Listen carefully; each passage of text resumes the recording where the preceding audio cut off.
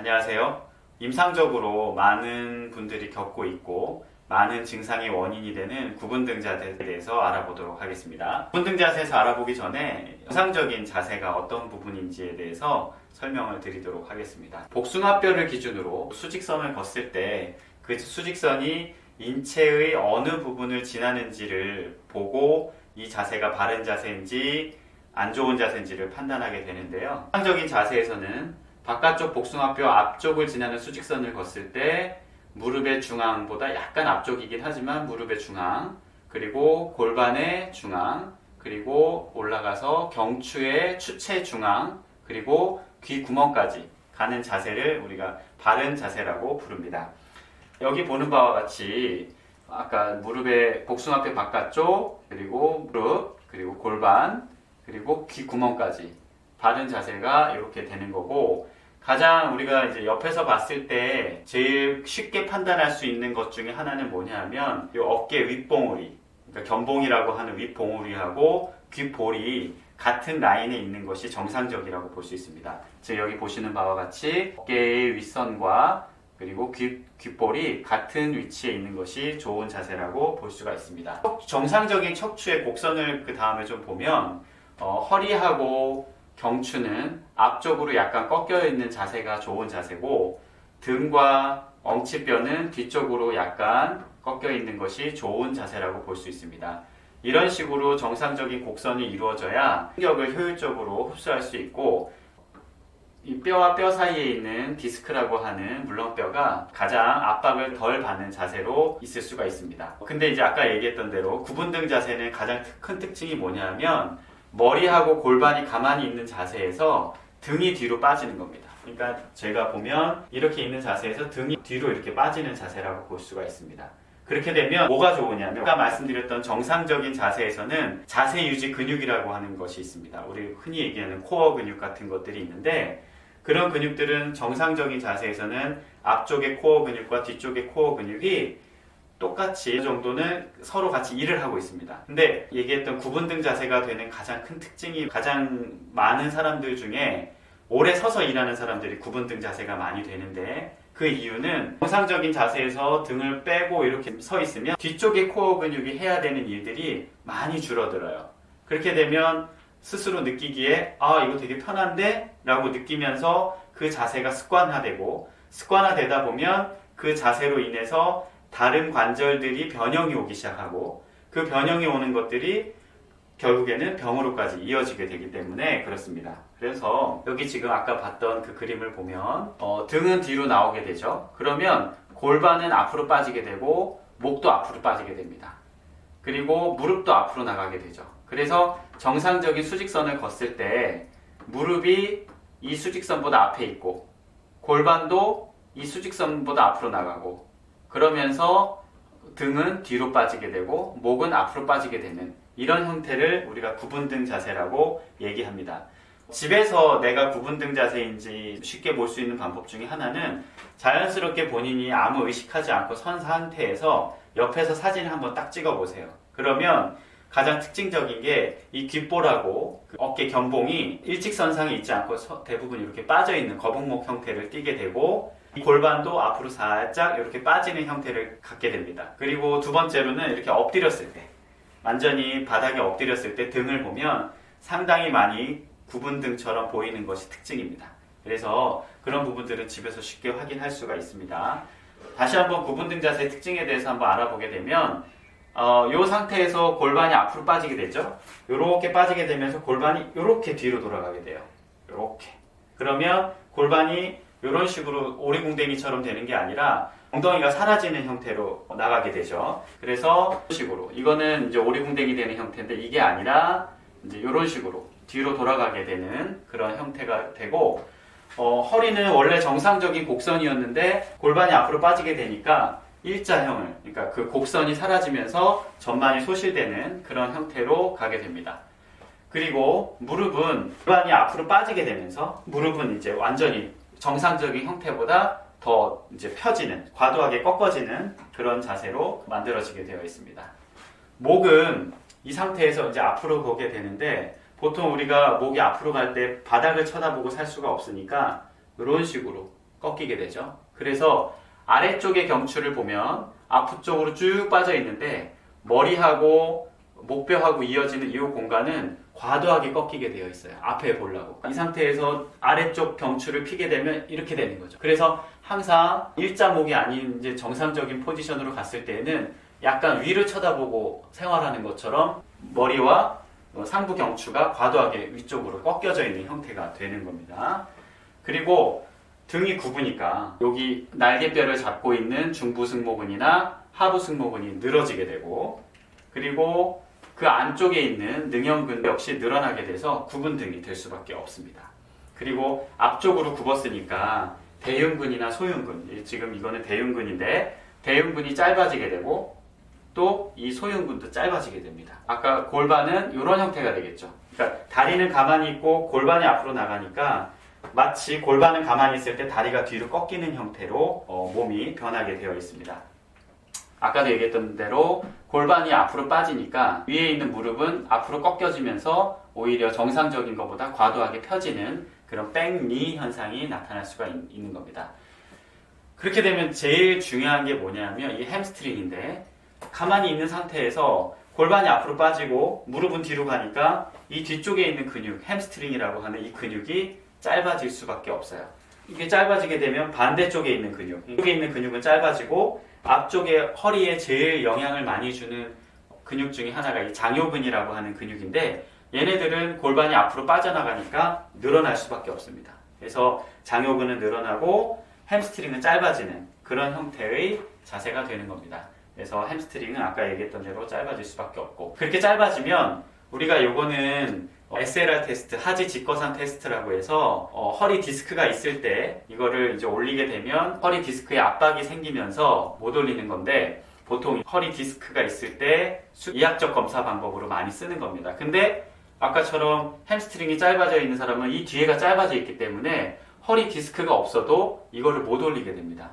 그러면 보통은 60도 이상으로 안 올라가게 되고, 햄스트링이 짧아져서 심한 사람들은 45도에서도 걸리는 것을 볼 수가 있습니다. 그러면 디스크가 없다 하더라도 햄스트링이 짧아지게 되어 있죠. 그래서 집에서 아까 뭐 하는 테스트 중에서 똑바로 누워서 요거를 올려봤을 때 이게 짧아진 사람들은 저항을 느끼게 되죠. 내가 허리 증상이 없더라도 그걸로도 내가 구분등인지 햄스트링이 짧아져 있는지를 테스트를 할 수가 있습니다. 이거는 아까 말씀드린 대로 굽어지면서 햄스트링이 짧아진 거고, 이게 또 뭐가 문제냐면 골반이 앞으로 빠지니까 백바지를 입거나 청바지 딱 붙는 걸 입게 되면 이 치골이 앞으로 나오게 되면서 딱 형태를 봤는데 입었는데 치골이 이렇게 막 튀어나오는 이런 옷맵시를 가지고 있는 분들도 있습니다.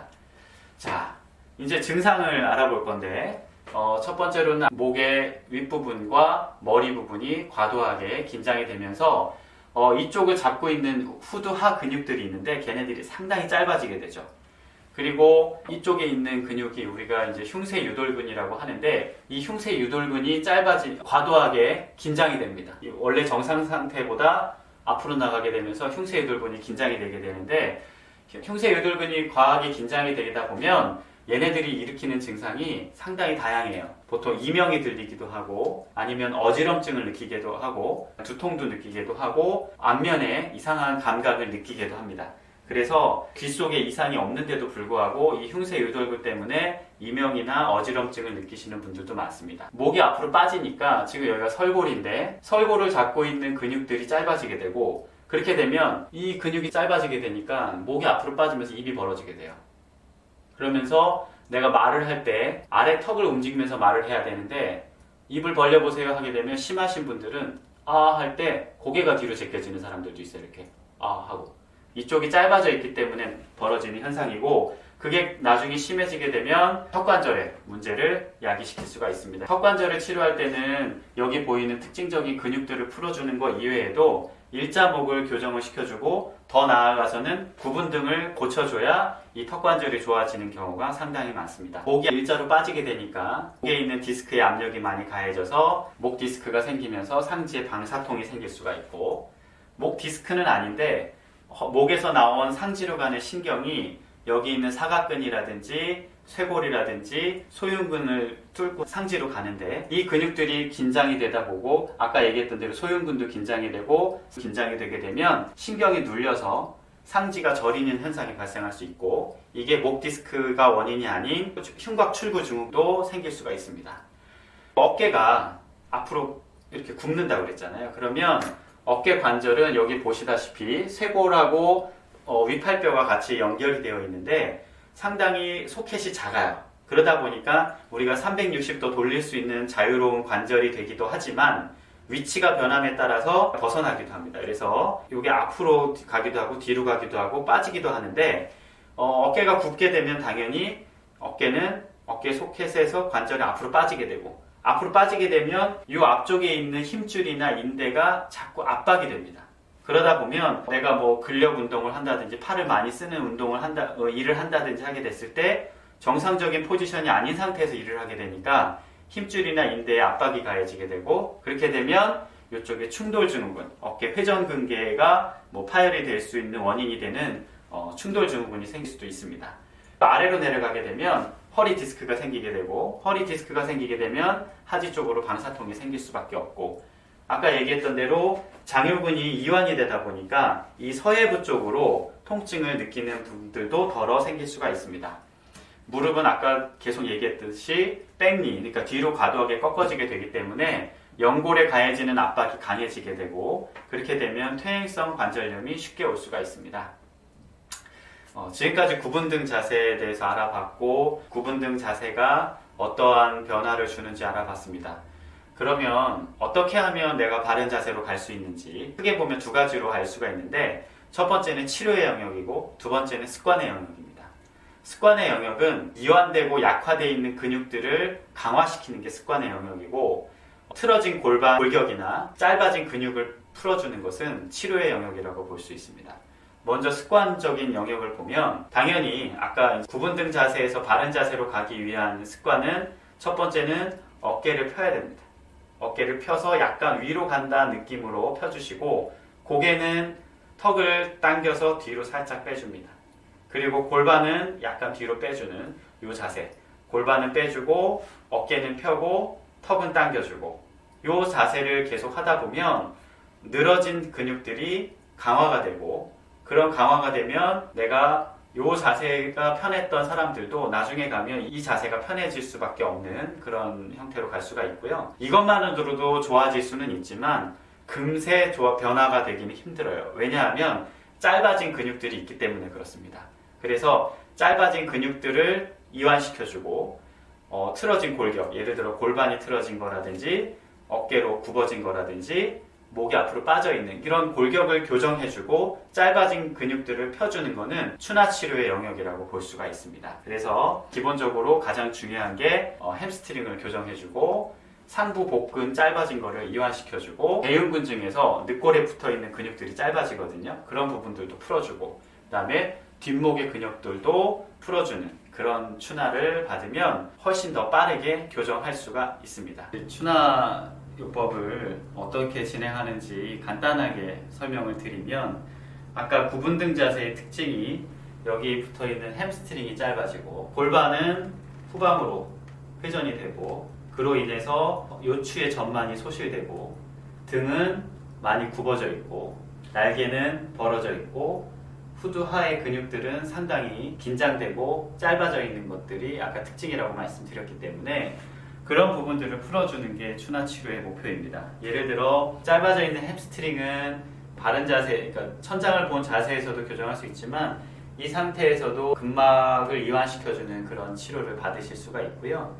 골반 같은 경우에는 후방이 회전되어 있기 때문에 전방으로 다시 돌려주는 그런 치료를 받으실 수가 있습니다. 가령 올린 상태에서 이쪽을 내려주는 그런 추나 베드를 이용한 골격을 교정할 수도 있고, 허리 근육이 전만이 소실되어 있기 때문에 이쪽도 회전이라든지 포지션이 망가진 부분을 진단을 해서 그쪽을 고쳐주는 그런 치료를 할 수도 있고, 등 같은 경우에도 많이 튀어나와 있는 그런 전체적인 부분들을 이런 식으로 추나 요법을 통해서 교정할 수도 있고, 전체적인 척추의 배열을 보면 한두 개가 뭐 이렇게 이제 앞뒤로만 움직이는 것이 아니라 오른손잡이, 왼손잡이 혹은 내가 바라보는 곳의 특징에 따라서 좌우로도 회전이 되고 한두 마디가 특징적으로 튀어나오는 경우도 있어요. 그래서 그런 부분들을 진단을 해서 제 위치로 만들어주는 것, 그리고 많이 튀어나온 부분들을 넣어주는 것, 이런 것도 추나요법이 될 수가 있습니다. 가끔이긴 하지만 이런 식으로 나온 마디들을 다른 도구를 사용해서 풀어주는 방법도 있기는 합니다. 앞쪽으로 천장을 보고 누운 자세에서도 추나가 이루어지는데, 아까 얘기했던 가장 큰 특징인 햄스트링이 긴장이 된 거를 SLR 테스트 하는 식으로 스트레칭을 해줄 수도 있고, 본인이 잡은 상태에서 늘리는 자세로도 스트레칭을 해줄 수가 있습니다. 그리고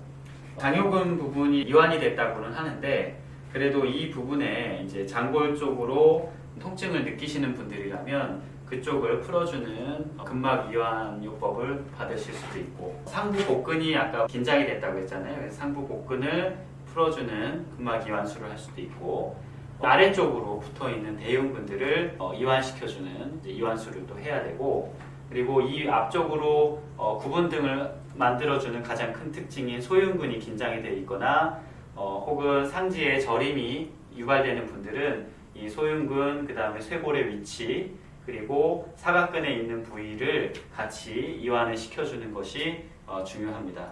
가장 중요한 것이 후두와 근육을 풀어주는 건데, 후두와 근육을 풀어주는 거는 직접적으로 근막을 이완시켜줄 수도 있고, OA 릴리즈라고 해서 후두골과 경추 1번 사이를 늘려주는 그런 요법으로 풀어줄 수도 있습니다. 그리고 옆쪽으로 많이 긴장되어 있는 흉쇄 유돌근도 같이 풀어주는 것이 중요하고, 그리고 아까도 이제 설명드리다 말았지만 이게 이제 많이 굽어지다 보면 쇄골 밑으로 지나가는 구조물들을 많이 누를 수가 있어요. 그래서 상부에 있는 늑골들을 약간 내려줘서 쇄골과 늑골 사이의 간격을 늘려주는 추나도 받으시는 게 중요하고, 그리고 턱관절에 혹시나 문제가 있다거나 이명이나 두통이 많이 심하신 분들 같은 경우에는 턱관절을 같이 교정해주는 게 가장 중요한데, 턱관절을 잡고 있는 여러 근육 중에서도 내측 익상근을 이완시켜주는 것도 많이 중요합니다. 턱관절 치료도 같이 겸해서 진행을 한다면 가지고 있는 증상들을 많이 완화시킬 수도 있고, 지금 설명드린 것처럼 골격을 교정하는 것과 근육을 교정하는 두 가지 방법을 같이 병행했을 때 가장 좋은 치료 효과를 낼 수가 있습니다.